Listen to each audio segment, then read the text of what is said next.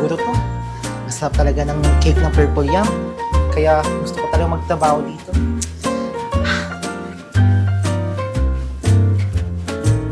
Jen, mag-break muna ako ha. Lista mo na lang to. Charge sa akin. Okay po, sir. Ilista ko na lang po. Ito, Jen. Lista mo to, Jen ha. Charge mo sa akin. Okay? Marge, kayo na bahala dito ha. Okay. Okay. Kayo na bahala.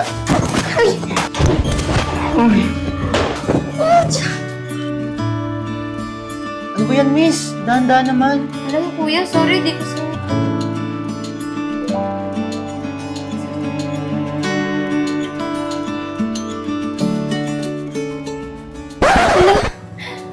Sure, I mean, yung cake mukhang masarap.